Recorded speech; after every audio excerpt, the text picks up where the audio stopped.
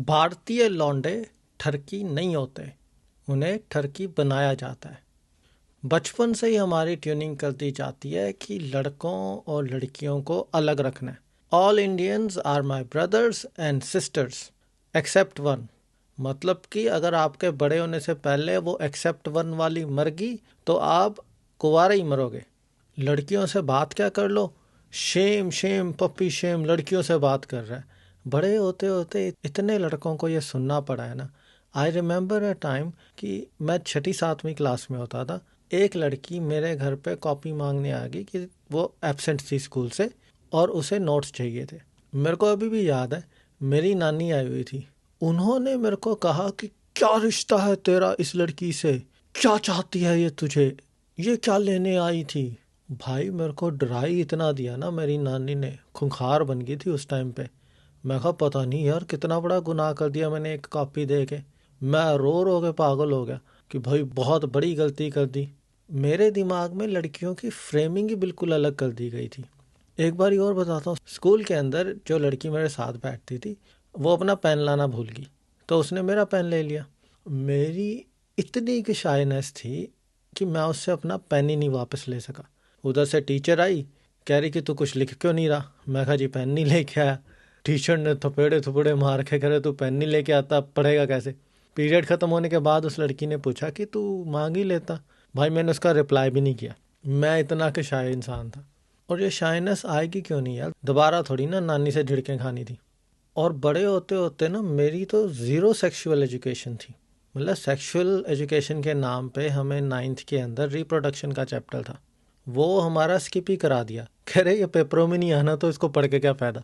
मतलब कि यार इतना इम्पोर्टेंट चैप्टर जिससे हम नंबर 1 हो गए आबादी के अंदर, वो हमें पढ़ाया ही नहीं। और एक एसटीडी वाला चैप्टर था, उसके अंदर मैडम कॉन्डोम नहीं ठीक से बोल रही, मैडम भी कह रही you have to wear condom to protect yourself from sexually transmitted diseases. मेरी फटकी, मैं कहा जो कंडोम क्या होता है। और ऊपर से नंबर 1 पॉइंट जो हमें बताया जाता था वो ये था कि जब आप नाई के पास जाते हो ब्लेड से भी इन्फेक्टेड ब्लड के थ्रू सेक्शुअली ट्रांसमिटेड डिजीज़ हो जाता है। अब भाई मैं बाल नहीं कटाने जा रहा, मैं कहीं साला गुप्त रोगी लगवा के ना आ जाऊँ।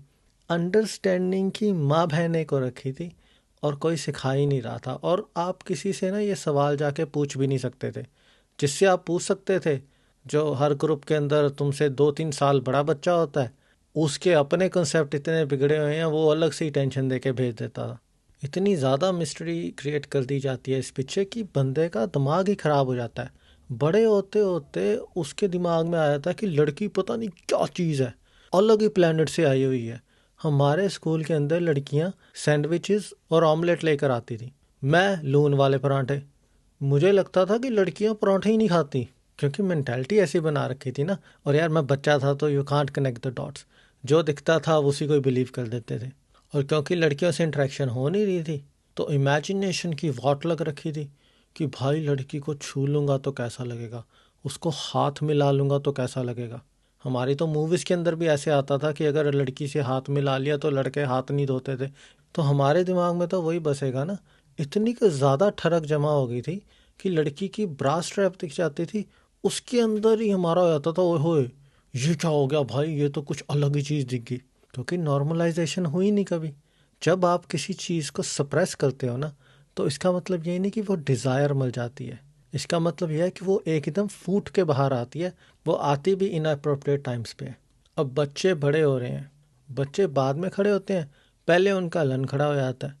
बच्चे को पता ही नहीं है कि इसे हैंडल कैसे करना है, इधर उधर इन्फॉर्मेशन नहीं ले सकता। आजकल तो चलो गूगल है, बट गूगल के अंदर भी आपको ढंग की चीज़ डालनी पड़ती है तभी रिस्पॉन्स भी ढंग का आता है।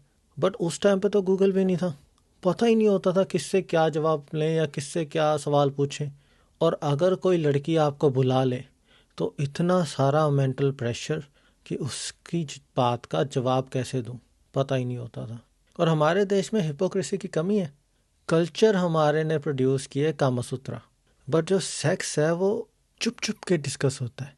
मतलब सेक्स तो आप यूज़ ही नहीं कर सकते वर्ड कि पता नहीं क्या हो जाएगा, सेक्स बोलने से कहीं बच्चा ही ना हो जाए।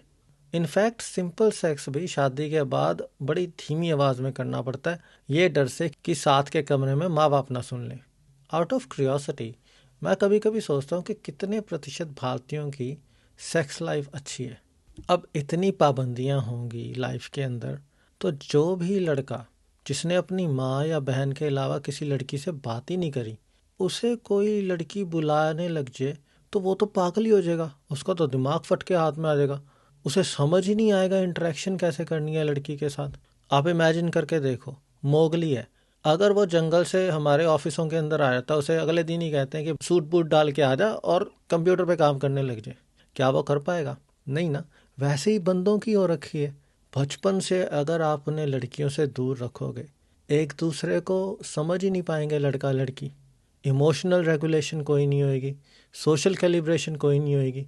फिर बाद में अगर लड़का कोई सवाल पूछ लेता है ऑकवर्डली, क्योंकि उसे पूछना ही नहीं ना आता, उसे कभी सिखाया ही नहीं है, तो दूसरे कहने लग जाएंगे ये तो बड़ा ठरकी है, ये तो बड़ा क्रीपी है। Try and understand why is this happening. लड़का बुरा नहीं है, बट उसने कभी इस चीज़ को सीखा ही नहीं है।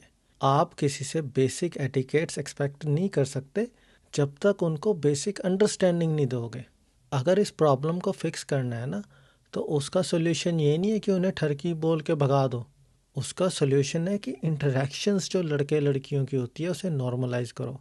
प्रॉपर सेक्स एजुकेशन मिलनी चाहिए बच्चों को, ताकि उन्हें पता लगे कि डिफरेंस क्या है मर्द और औरत के अंदर। इसके अंदर शेम हटानी पड़ेगी और अंडरस्टैंडिंग डालनी पड़ेगी, तब जाके भला होगा। The real fix would be to treat women as people, not temptation. Thank you for listening.